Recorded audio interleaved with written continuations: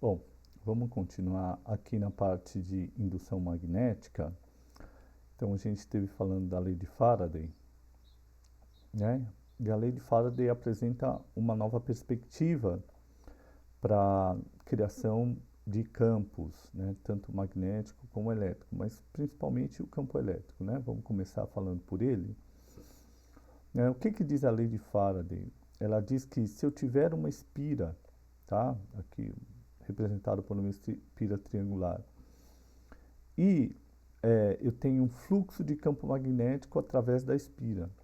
Se esse fluxo tiver uma variação, vai aparecer uma corrente na espira, tá? Então, a lei de Faraday, como nós vimos anteriormente, ela diz que existe uma força eletromotriz induzida que é causada pela variação de fluxo de campo magnético. Então, aqui, ó, o fluxo do campo magnético através da espira está aqui, né? Como nós estivemos estudando outros fluxos, que é o fluxo de B, então aparece o B, vai aparecer aqui o B, é o que atravessa, por onde atravessa, né? Vai ter a área na espira, e como atravessa, né? Como da orientação de um em relação ao outro. Então, aqui aparece o produto escalar, né? Calculando a projeção do B através da espira, né? Esse produto escalar é com o vetor normal à espira, não é isso? Por exemplo, se o B estiver alinhado com a normal, o fluxo é o máximo, porque aí vai aparecer módulo de B cosseno de θ, onde θ é igual a zero. Então, o fluxo é o máximo, né? Se for 90 graus, por exemplo, se a espira estiver ortogonal, a normal, a espira estiver ortogonal ao fluxo, então não vai ter fluxo através da espira, então apareceria aqui módulo de B cosseno de 90, que seria zero, tá? Então esse produto escalar ele dá conta de ver como é que está a orientação de B em relação à superfície da espira, para ver se está atravessando mesmo, ou o quanto está atravessando. Tem aqui a área da espira, né? E a variação ela é medida pela derivada em relação ao tempo, né? Então isso aqui, ó, é a variação do fluxo, e isso gera uma força eletromotriz. A unidade disso aqui, ó, nós vimos antes, é em volts, tá? Então, a variação de fluxo, ela gera uma DDP induzida na espira, tá? E esse sinal de menos é a contribuição do Lentz, que nós vimos também e a gente explicou o porquê, da onde surge, né? Então, o que que a gente tem? Que se eu tenho um fluxo através da espira variando, aparece uma força eletromotriz ou uma DDP induzida ao longo da espira, certo? Bom, fizemos aí alguns exemplos, né? Os exemplos importantes é que aqui, ó, eu tenho uma espira girando com uma velocidade angular ômega constante, né? Então, a área da espira se mantém constante, né? A gente pode imaginar que o campo B está aqui no espaço total, né? Então, a área da espira está sempre imersa na região de campo. Se eu suponho o campo uniforme e constante, ele não vai mudar. E a normal, ela vai ter a sua orientação mudando conforme a espira gira. Então, aqui, o que que varia em relação ao tempo? É justamente o ângulo, né? Então, aqui vai aparecer um cosseno de θ, onde esse θ é o ângulo entre a normal e a normal da espira e o campo magnético, e é ele que varia, certo? Fizemos a conta aí, o fluxo então vai dar módulo de B, módulo de A cosseno de θ, onde o θ é o ângulo que varia. Calculando aí pela lei de Faraday, então a força eletromotriz vai ser menos a derivada. Módulo de B não varia, módulo de A não varia. O que que vai variar é o cosseno, né? Aqui a gente tem que aplicar uma regra da cadeia. Derivada do cosseno vai aparecer um menos aqui, né? Menos seno, vezes a derivada do ângulo, derivada interna, né? Derivada de fora vezes a derivada de dentro. Aquele negócio da regra da cadeia lá. Então vai ficar BA ômega, seno de ômega t. Né? Se eu representar graficamente aqui a força eletromotriz induzida, né? Aqui que nós calculamos, então vai ser, tem o valor máximo BA ômega, um valor mínimo menos BA ômega, e uma variação ao longo do tempo representando a senoide aí, tá? Então lembrando que isso aqui é um modelinho aí básico para uma geração de corrente alternada, tá ok? Aqui nós vimos um outro exemplo, né? Onde a gente tem 3 barras em U condutoras mergulhadas numa região de campo magnético, que eu estou representando aí por esse símbolo aqui, né? Representando que o campo está entrando no plano desse arco aqui. E eu tenho uma outra barra condutora se movendo a uma velocidade constante. Também é um modelo, não é isso? A gente, então, se calcular o fluxo, ó, quando essa barra ela está colocada aqui, ó, nessa região se forma uma espira, tá? Uma espira fechadinha aqui. E essa barra se movendo, então a área da espira vai mudando, certo? Então, o que se altera aqui? Eu tenho novamente o fluxo de campo magnético através da área. O B eu estou colocando como uniforme constante, então B não muda. A orientação relativa não muda e o que muda aqui é a área, tá? Ok? Já fizemos isso. E aí, para interpretar o sinal, né? O que nós fizemos? Nós repensamos esse modelo, verificando que quando surge essa DDP induzida, vai surgir uma corrente. Corrente elétrica, na presença de campo magnético, né, a gente tem uma força magnética induzida, né? Força magnética calculada como integral de IDL vetor B, né?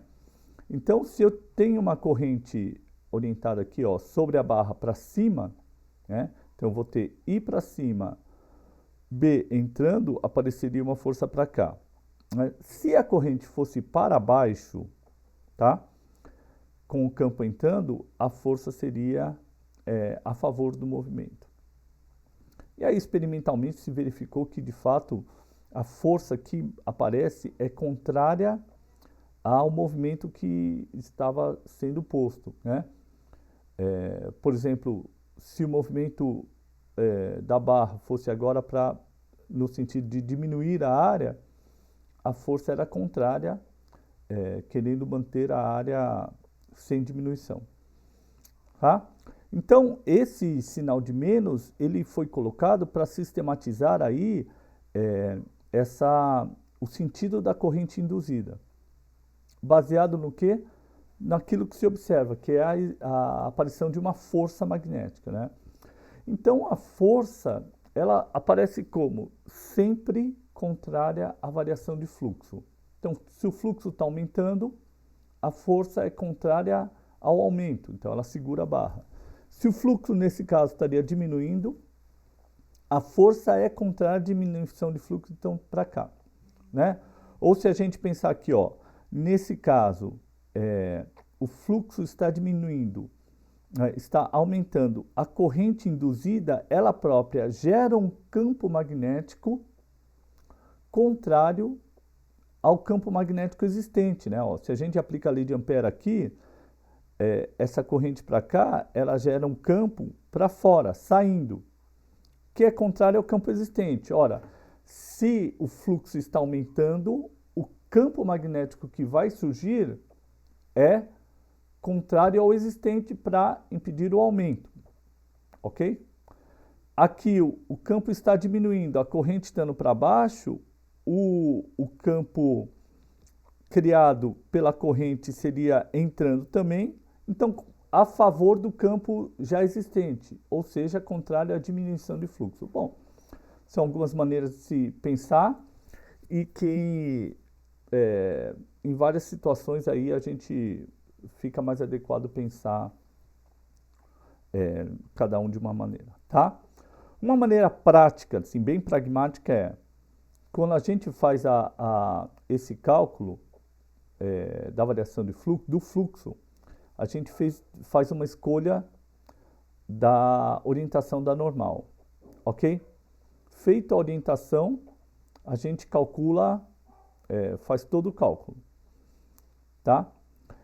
Se a DDP, por exemplo, ó, se a gente escolheu a normal, aqui ó, está simbolizado para fora, e a DDP deu positiva, o sentido é anti-horário. Se a gente escolhe a normal para fora e a DDP negativa, o sentido é horário, tá? Se a gente escolhe a normal entrando e a DDP deu negativa, tá? Então aí o sentido é anti-horário. Se a gente escolhe a normal entrando e a DDP positiva, o sentido é anti-horário. Isso tudo aqui ele pode ser sistematizado usando a mão direita, né? A gente orienta o polegar conforme a orientação da normal que a gente escolheu, tá? E a rotação, se o epsilon é positivo, a gente pega o giro, a corrente no sentido dos dedos, indicador e tal, os demais dedos. Se a DDP deu negativa, a gente faz o giro dos dedos contrário ao sentido dos próprios dedos. Bom, a gente já fez isso. E é assim uma maneira sistemática da gente usar aí a regra da mão direita para entender o sentido da corrente. Lembrando que o sentido da corrente é o que aparece fisicamente, né? Todo o resto é como que a gente faz a contabilidade, né? As contas, para que aquilo que se manifesta seja bem modelado, né? Bem representado pelo nosso formalismo teórico. Tá ok?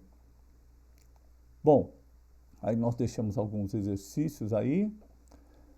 Esse aqui é interessante porque é uma espira entrando numa região de campo magnético, não é isso? Então aqui eu deixei tudo para vocês escolherem o campo, escolher a orientação da espira. Só orientei que V é constante, né? E um videozinho que ilustra de forma concreta esse experimento, tá? Vimos também como alguns aparatos aí cotidianos, né? Funcionam baseados no magnetismo, né? Em particular na lei de Faraday, né? Um alto-falante e um microfone, né? No microfone chegam as ondas sonoras que fazem vibrar uma membrana. Essa membrana, isso aqui é um modelo simplificado, né? Aí depois disso vem a tecnologia que melhora aí a performance dos aparelhos, né? Mas vem as ondas sonoras, elas fazem vibrar uma membrana. A membrana, se ela tiver ligada a uma bobina, ela faz a bobina vibrar também. Se a gente tiver um campo magnético aqui, ou um magneto, um imãzinho, por exemplo, a gente vai ter então dentro da bobina uma variação de fluxo de campo magnético e isso vai gerar uma corrente. Ocorre que a corrente ela vai obedecer exatamente à variação causada pelas ondas sonoras. Então, a corrente vai codificar, de uma certa forma, essa vibração sobre a membrana, ou seja, o som, ok? Então, na corrente gerada, vai estar a codificação das ondas sonoras, tá? E aí a gente pode depois transformar essa corrente processar ela e transformar ela em som novamente, tá? Bom, agora a gente vai começar um próximo tópico aí, de indução, de autoindução em solenoides, tá? Vou dar uma parada aqui.